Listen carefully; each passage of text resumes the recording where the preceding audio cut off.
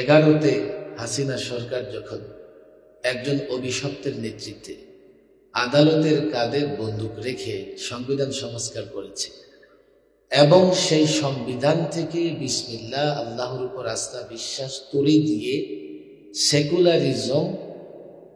Secularism প্রতিষ্ঠা করবার জন্য সেকুলারিজম নিয়ে আসছে মূলনীতিতে। আল্লামা মুফতি আমিন রহিমাহুল্লাহ সেদিন বলেছিলেন এই সংবিধান ডাস্টবিনে নিক্ষেপ করতে হবে। আল্লামা মুফতি আমিন রহিমাহুল্লাহ শিক্ষা ব্যবস্থা নিয়ে কাজ করেছেন, শিক্ষা সিলেবাস, শিক্ষা পাঠ্যক্রম, অনেক কথা, অনেক ব্যথাও বটে।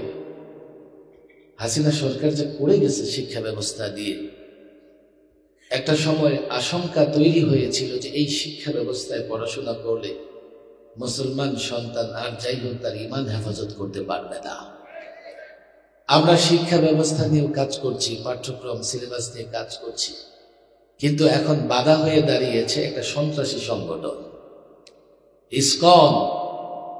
ইসকনকে শুধু ফেসিবাদীরা মাঠে নামিয়েছে এমন নয়, ইসকনকে মাঠে নামিয়েছে হিন্দুত্ববাদী, ইসকনকে মাঠে নামিয়েছে দেশ বিরোধী শক্তি, ইসকনকে মাঠে নামিয়েছে পৌত্তলিক শক্তি।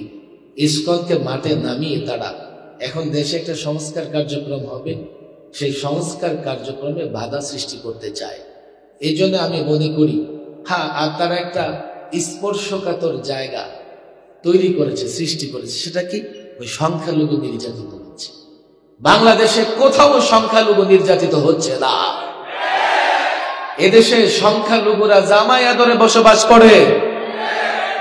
5ই আগস্টে একটা প্রেক্ষাপট তৈরি হয়েছিল, কেননা গত 16 বছরে এই সংখ্যালঘু হিন্দু সমাজ ফেসিবাদের সবচাইতে বেশি গোলামি করেছে, কিন্তু সংখ্যালঘু নির্যাতিত হচ্ছে এমন আওয়াজ উঠতে পারে, এই আশঙ্কা থেকে আমরা টুপি দাড়িওয়ালারা তাদের উপাসনালয়, তাদের ঘরবাড়ি পাহারা দিয়েছি। তারপরেও সংখ্যালঘু নির্যাতিত হচ্ছে, এই স্লোগান দেওয়া হচ্ছে। এর মানে হচ্ছে কোনোদিন তারা শুধরাবে না। এই জন্য আমি তো বলি, পরিষ্কার বলি, সন্ত্রাসী সংগঠন ইসকন এবং তাদের দূষণ এবং যারা তাদেরকে মাটি নামিয়েছে সবার বিরুদ্ধে ঐক্যবদ্ধভাবে লড়াই করতে হবে।